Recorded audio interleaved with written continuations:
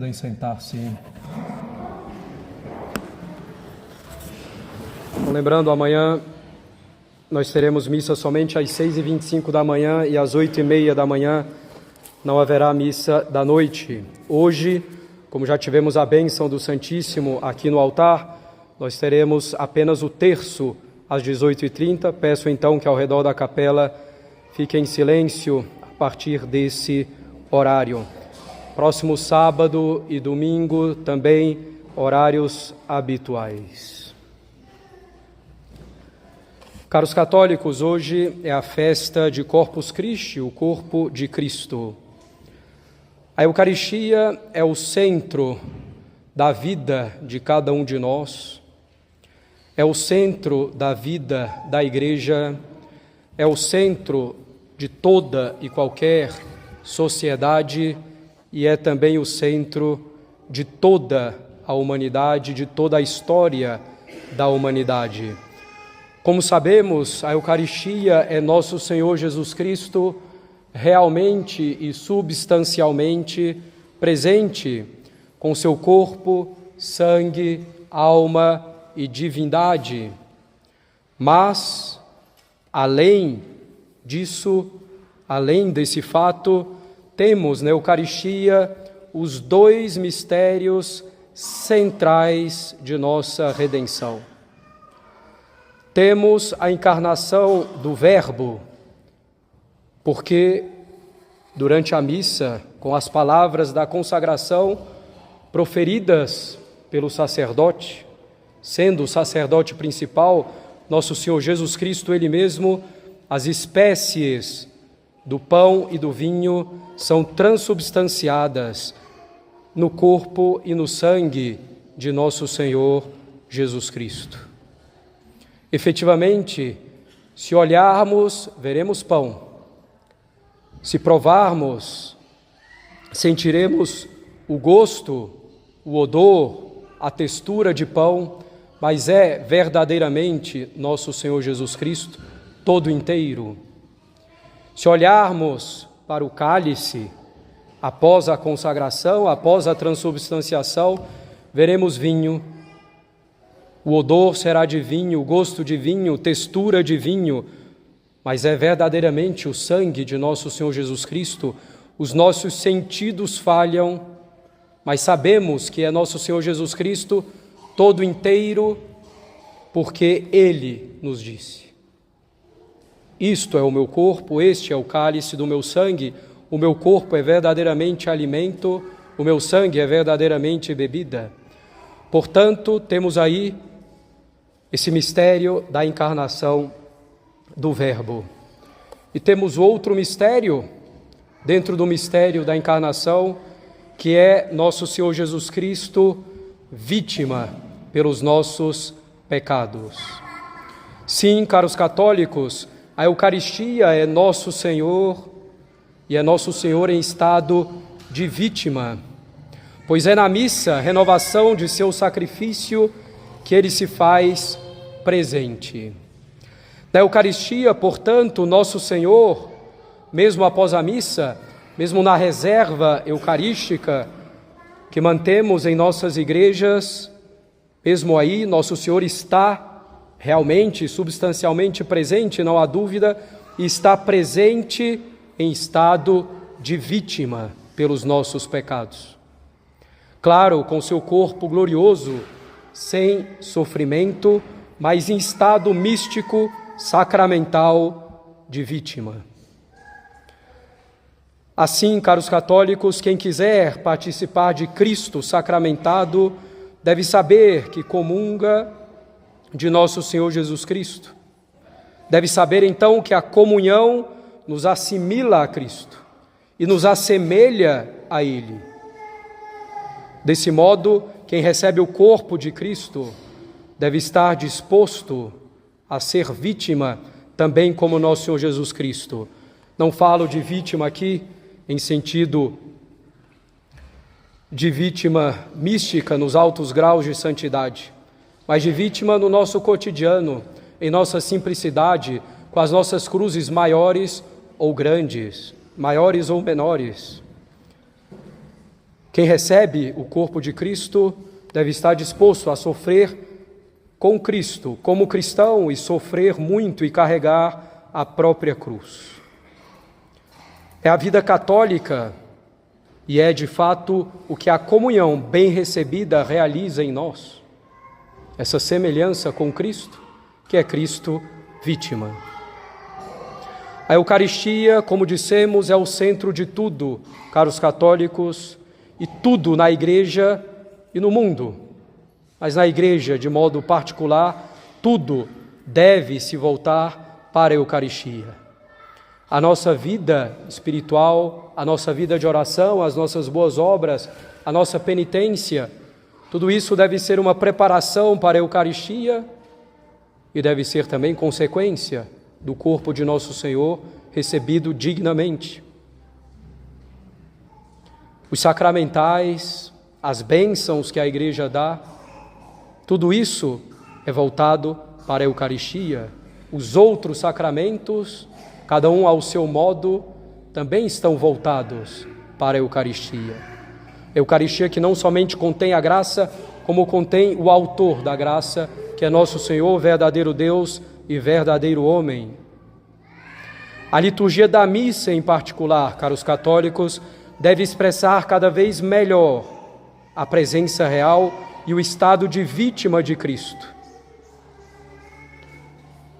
O fato de que a missa é o mesmo sacrifício da cruz é dogma da nossa fé. Portanto, a missa, a liturgia da missa, deve expressar isso de maneira claríssima.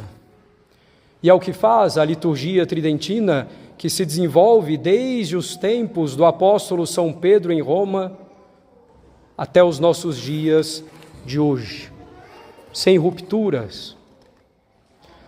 Caros católicos, procuremos entender algumas coisas sobre a liturgia. Nós não somos, não devemos ser, nem somos favoráveis a uma liturgia estática, parada no tempo, imutável em todos os seus aspectos, não. Claro, temos o cânon romano, que não deve ser mudado por tradição da Igreja, para significar essa imutabilidade do dogma. Mas a liturgia deve desenvolver-se, porém deve desenvolver-se sempre de modo que a fé, que a moral, que a espiritualidade católicas sejam mais bem manifestadas, conforme a doutrina da Igreja, conforme a doutrina de nosso Senhor Jesus Cristo e conforme a nossa natureza humana, que também não muda. Nós não somos favoráveis a uma volta à liturgia primitiva. Se nós soubéssemos exatamente como era a missa que São Pedro celebrou, não nos interessaria para nada voltar a essa missa. Porque ao longo dos séculos, pela ação do Espírito Santo, pela ação divina, a missa foi se desenvolvendo, a liturgia foi se desenvolvendo para melhor expressar a fé, a moral, a espiritualidade. Assim, por exemplo, na Idade Média, surgiu uma heresia anti-eucarística contra a presença real, a heresia de Berengário de Tours. E foi então acrescentada na missa a elevação na hora da consagração, para afirmar a presença real. É um desenvolvimento legítimo, porque vai na direção da fé.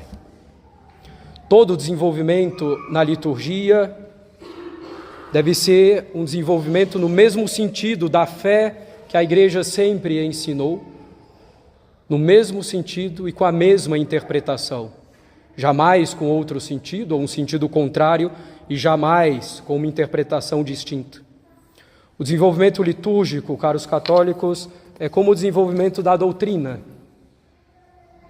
A doutrina se torna mais clara, mais bem expressa pelas definições da Igreja, pelo trabalho dos teólogos ao longo do tempo. Seria um absurdo nós queremos voltar à teologia estrita dos padres da Igreja, fazendo tábua rasa, por exemplo, da escolástica de São Tomás. Seria voltar a expressões menos precisas, de épocas em que vários dogmas não tinham sido definidos, gerando ambiguidades. Voltar ao passado, pelo passado, é um erro, condenado pelo Papa Pio XII, chamado na liturgia de arqueologismo litúrgico. A tradição não é o que ficou no passado e que nós desenterramos. A tradição, por definição, é o antigo, quer dizer, aquilo que Nosso Senhor, o Espírito Santo, ensinou aos apóstolos e que foi se transmitindo ao longo dos séculos e, como diz o Concílio do Vaticano, se desenvolvendo no mesmo sentido, com a mesma interpretação sempre. Concílio do Vaticano I. Portanto, caros católicos, existe um desenvolvimento litúrgico legítimo para expressar melhor a doutrina da missa, para expressar melhor a presença real, para expressar melhor que a missa é um sacrifício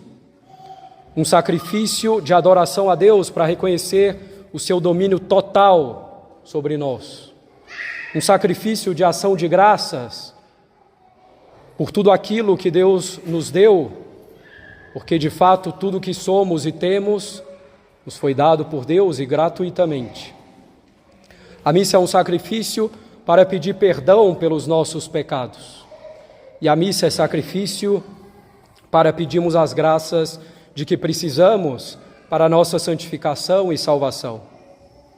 Portanto, um desenvolvimento é legítimo para afirmar mais a presença real, para afirmar mais a missa como sacrifício e para afirmar mais a hierarquia da Igreja, com o clero e os fiéis sendo distintos por instituição divina, com o clero realizando, confeccionando as coisas sagradas e os sacramentos, administrando os sacramentos e a doutrina e governando os fiéis. Esse desenvolvimento é plenamente legítimo. Jamais um desenvolvimento que atenue a fé na presença real, jamais um desenvolvimento que diminua a expressão dessa doutrina da presença real, ou da doutrina da missa como sacrifício, ou da doutrina da missa expressando a hierarquia da Igreja, ou outras verdades de fé, diminuindo-as, atenuando-as, ou tornando ambíguas essas doutrinas. Jamais deve haver um desenvolvimento fabricado, pensado por supostos especialistas e liturgistas em um escritório sob demanda. A liturgia deve se desenvolver organicamente, sempre no mesmo sentido, com a mesma interpretação, como diz a Santa Madre Igreja. Esse é um desenvolvimento legítimo e é isso que coloca efetivamente Nosso Senhor Jesus Cristo no centro. Atenuar qualquer ponto da doutrina católica na missa é querer tirar Nosso Senhor do centro para colocar a nós mesmos, com as nossas ideias, com as nossas vontades, pura e simplesmente. Receber aquilo que nos foi transmitido desde os apóstolos é ato de humildade para com a Igreja, é ato de docilidade e é ato de verdadeira fé. Portanto, caros católicos, tiremos proveito dessa liturgia que nós temos aqui, a liturgia tridentina, que é a expressão perfeitíssima, a mais perfeita que já existiu até hoje na face da terra. Mais do que as liturgias orientais, também tão tradicionais, é a liturgia católica, como dizia Bento XIV, como dizia o Papa Bento XIV, porque é a liturgia que vem de São Pedro, o Papa, cabeça da Igreja. É, portanto, a mais perfeita, não há dúvida. A liturgia tridentina, como que canonizada no Concílio de Trento, é uma muralha contra as heresias e é uma fonte inesgotável de graça, de méritos diante de Deus, para a nossa santificação. Caros católicos, se quisermos tirar proveito desse tesouro infinito que temos diante de nós, aqui hoje e todos os dias, nós devemos nos unir ao sacrifício de nosso Senhor Jesus Cristo, celebrado aqui no altar. Unir a nossa vida com tudo que somos e temos, em adoração, em ação de graças, pedindo perdão pelos nossos pecados, pedindo as graças de que precisamos. Se quisermos tirar todos os frutos, devemos nos aproximar da comunhão com a disposição correta. Não estamos falando aqui daquele mínimo em que nós insistimos. Estar em estado de graça quer dizer sem pecado mortal na consciência, ser batizado, jejum de pelo menos 1 hora, decentemente trajado. Esse é o mínimo do mínimo, devemos ir além. Devemos querer realmente esvaziarmos-nos de nós mesmos, do nosso amor próprio, dos nossos apegos, para que nosso Senhor preencha a nossa alma, a nossa vida. E, caros católicos, se nós recebemos nosso Senhor em estado de vítima na missa, porque é o Calvário que se renova, devemos talvez procurar ter as mesmas disposições que tinha um bom ladrão ao lado de nosso Senhor crucificado, também ele crucificado, e que foi recebido por nosso Senhor naquele mesmo dia, como nós, no final das contas, somos recebidos ao recebermos nosso Senhor. Nosso Senhor disse ao bom ladrão: ainda hoje estarás comigo no paraíso.